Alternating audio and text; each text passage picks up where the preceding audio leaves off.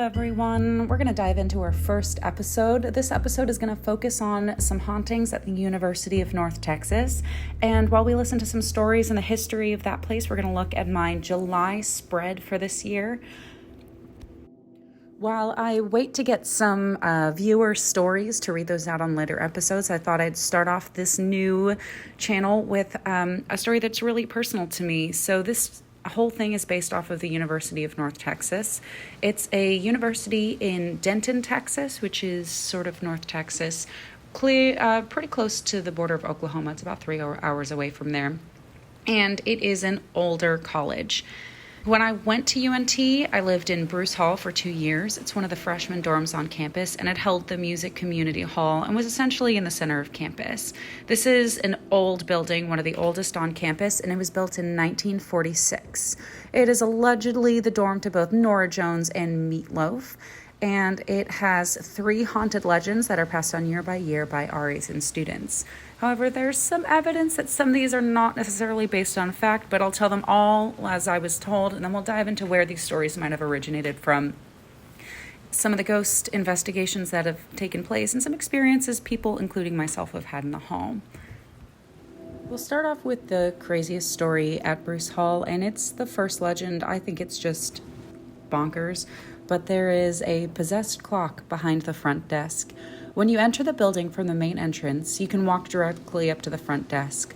On the wall behind that front counter is a clock that hangs upside down, its hands mysteriously stopped at, you guessed it, 3 a.m. Allegedly, a student had been possessed sometime in the 60s, but no real time frame is given. The student had an exorcism performed on them in the dorm, and at the witching hour, the demon fled their body, passing through the clock, and the student was freed. The clock turned upside down and stopped ticking. However, that was not the end of the story. Legend has it no one will touch the clock because the priest or demon or both said that the next person who lays hands on it will be possessed as well. In all my research, I didn't see any reference to the clock, although I did see some talk about another demon. Additionally, I didn't find any information about an exorcism being performed on campus, but I suppose even if they did that, that's not something that UNT would advertise. The second legend definitely fits the mold for a southern university, but also has little evidence to back it up. The story was of an entity called Boiler Room Bob. During my time on campus, he was allegedly a benign entity who mainly served to creep out any music students wanting to use the terrifying practice rooms in the basement. To paint you a picture, they looked like little individual bunkers that were soundproof, airtight, and had one clear panel on the door, but the rest was all metal. They felt like coffins and they were creepy in the light of day, let alone in the middle of the night. The legend says that he was a black man who had worked in the boiler room during the 1940s or 50s, which was later converted to the basement that's there now. He was said to have been lynched in the boiler room and to have stuck around after his death. While Denton does have a history of prolific racism that has been more or less swept under the rug, this story has little evidence behind it, but we'll get into that a little deeper during the evidence portion of this episode. The final and most compelling legend of Bruce Hall is the story of a ghost called Wanda. If there is a ghost story a student living in the hall is going to believe, it is this one. The hall holds her as an unofficial mascot or patron, even dedicating the pool hall to her. Said to open and shut doors, appear briefly as a blurry specter, and play small practical jokes, Wanda is linked with the most paranormal activity in Bruce. I will warn that her story does have some mention of self-harm and death. This story goes that she was a student in the early days of UNT, back when it was still North Texas State Teachers College. During the late 40s to early 50s, she fell pregnant. Worried about being ostracized and sent home in shame for her condition, she found her way to a catwalk in the attic storage spaces on the 4th floor. In a desperate attempt to remedy the situation, she attempted and botched an abortion. As a result, she bled out and died in the attic. Now she is said to haunt the dorm, favoring interactions with women and seeming to be most active on the attic level of the dorm. The big question with ghost stories, especially with ones that feel more like urban legends than real encounters, is what parts could be true. The answer with Bruce Hall is that there's little physical evidence to support any of them, but here's what we know. The haunted clock is likely an offshoot legend based off a loose interpretation of the boiler room story. Earlier version of the legends simply refer to poor Bob as the boiler room ghost or demon, a malevolent and vengeful entity. It was supposed to have originated from a black student, not a worker.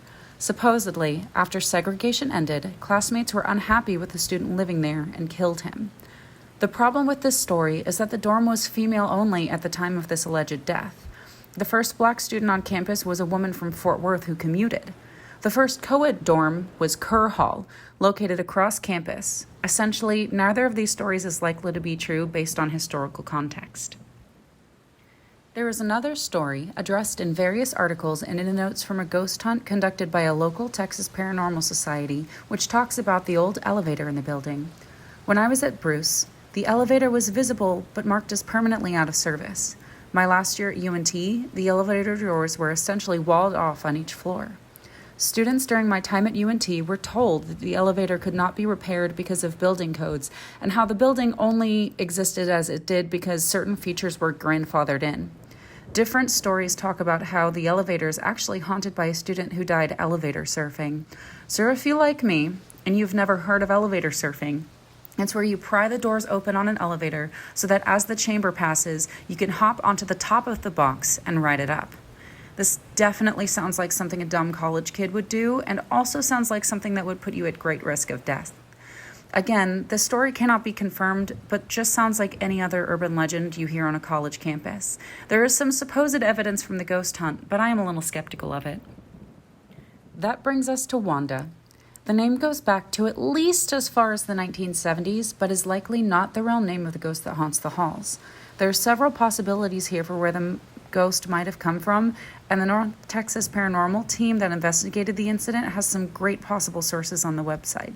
The link to their report and investigation are posted in the video description. It was an excellent resource. One possibility is that it's the spirit of Anne Rakin.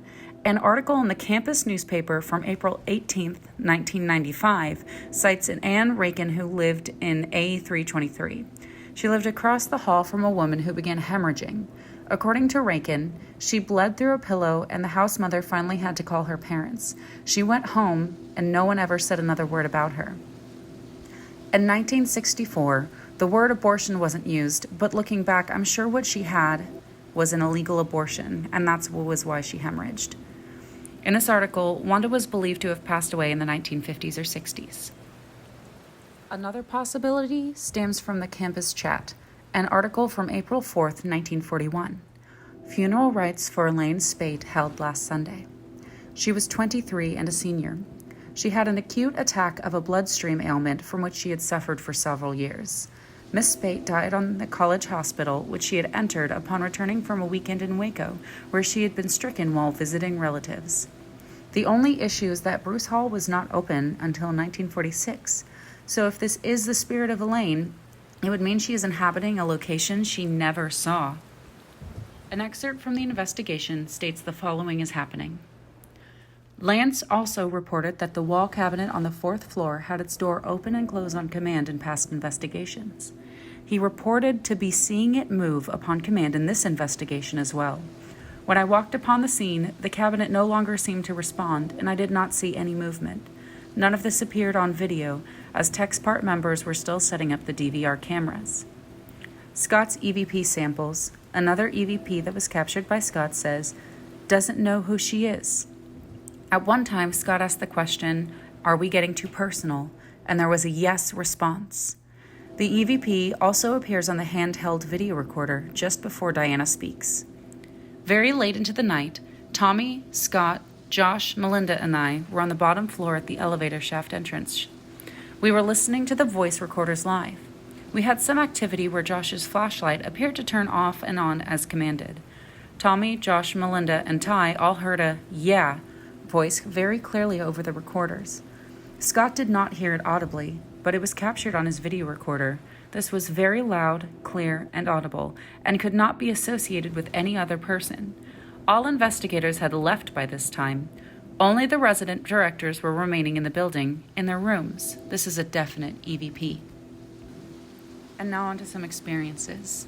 These come from different resources on campus, online, as well as my own personal accounts that I'll get into at the end. One interview from the North Texas Daily, the school newspaper, includes a short account from a man on campus. Brown and his coworkers were closing on the 4th floor in the D wing. Brown said the blinds fell off a window near him. He thought it was funny and told Patrick. Patrick came out of the room he was working in, screaming that all the blinds had fallen off. We've heard about the doors of the display cases opening and closing while being locked, said Brown, who is now Bruce's hall director. Most of what I've heard is the generic haunted clues stuff, nothing specific or discreet. Another is from biology senior Zoe Danielle Pratt, who believes that there are ghosts that patrol Bruce, and she had first-hand experiences. I didn't believe in ghosts until I moved to Denton, Pratt said. Bruce Hall kind of changed that for me. During Pratt's stay in the dorm, she noticed something out of the ordinary. Whenever she looked in her mirror, an obscure figure would appear behind her for a split second. Other times, she would wake up to what felt like something either getting in or leaving her bed. But all of that was just, okay, maybe I'm going crazy, says Pratt. That was all easy for me to write off. The most perplexing event during her final semester when she arrived back to Denton after visiting her family in Austin. She came back to the dorm with a few belongings she brought back from home, some of which were picture frames. Before going to sleep, Pratt hung her portraits on her walls as decorations for her room. When she awoke, she found the frames removed from the walls and neatly stacked underneath a chair on the other side of the room. At the time, Pratt had no roommate, and no one had been over that particular night. She says she does not sleepwalk. Someone or something had moved her pictures that night while she slept without leaving a trace of evidence. My own experiences were very similar to Pratt's. I lived in Bruce Hall during both the 2013-14 school year and the 2014-15 school year. My first year, I lived on the third floor and had no experiences outside of an eerie feeling in one of the back stairwells, and of course, being a little creeped out in the basements in the practice rooms, especially during nighttime practice sessions. My second year, I lived on the allegedly haunted fourth floor. I was in a unique position that year. Both roommates that were assigned to my room ended up switching rooms mid-semester. My first roommate had a severe injury that limited her mobility, so she was relocated to the first floor. The second one just wanted to live with a friend she had made that semester. Each time, the events that happened occurred after they moved out and returned their keys. RAs always have the ability to access rooms, but from my experiences, I don't think it was possible it was one of the women staying on my floor. My first experience happened when I was out of the room. In a hurry to get to a performance, I had left the makeup on my vanity super disorganized and had planned on cleaning it up when I got back. I left, performed the concert, and returned after about 2 hours. When I got to my room, I saw that the makeup I had left out had been lined up along the edge of the vanity, from smallest to largest. I had no roommate. My RA had been at the same concert I was in. Outside of staff, no one else could have gotten in. I know it was locked. In fact, I had to unlock the door to get in when I returned. I wrote it off at the time, though, sort of explaining it as just one of those things. My second experience happened while I was still in the room. I had this papasan beanbag chair hybrid that had a deep pocket to sit in. It was shaped like a baseball glove, more or less. I had been in the middle of doing laundry and put my fresh clothes in the chair to fold later. Being paranoid about anyone coming in or knocking at the door and seeing my undies, I kept all my socks, panties, and bras underneath everything else, settled into the deep dip of the chair. As I was sitting on my bed, waiting on the second load from the dryer, everything fell out of the chair. Not just tumbling off the top like it had come off balance, but all of it came out, including the smaller garments that were below the lip of the chair. These things would have had to have been lifted out. It was a deep, deep set pocket. I immediately left to go sit at the front desk with the RA stationed down there while I tried to collect myself. While I was waiting downstairs, another student from the same floor asked to wait with us for a while because he had seen a bright red light float across his room. When I asked if it could have been car lights or a laser pointer, he told me there was no way because it was out of the scope of the window and had been a red ball, not a light on the wall. The final event I experienced in my dorm room happened once again while I was out, and it's the only one that I can't even pretend to think of an explanation for. And the other two events could have been explained by someone sneaking in or static electricity and static cling pulling things out, but this one makes no sense to me. When I got back to my dorm room after leaving for class, I was able to unlock the door and turn the handle, but I couldn't open it. I started pushing and shoving as hard as I could and would gain about an inch more space each time I really pushed on the door. Finally, I was able to work it open enough to reach in around and feel for what was stopping the door. It was my beanbag chair wedged in between the bed and the door. It had been pressed up so tightly that it was impossible to open. You couldn't have done that from the outside without leaving a space or a gap. I tried several times that day to recreate it, but even when I tried to do it myself and pull the beanbag closed as I tried to close the door, you could still open it enough to reach your arm around. You could not have done that.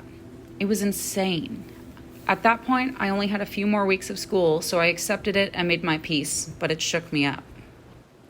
I've always believed in the supernatural, but all three of those events, even though they were spread out, really shook me up.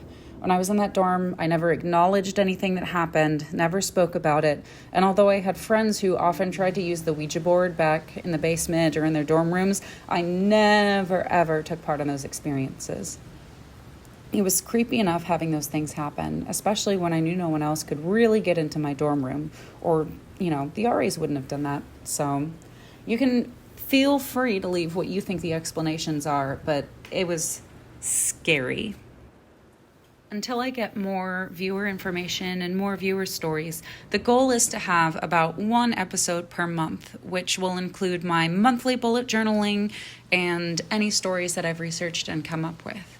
All of the links to the supplies that I've used during my videos will be listed. I have Midliners, the jelly roll, all the typical things, and I'll also post links to any stencils that I've used or any washi tape and stickers that I have.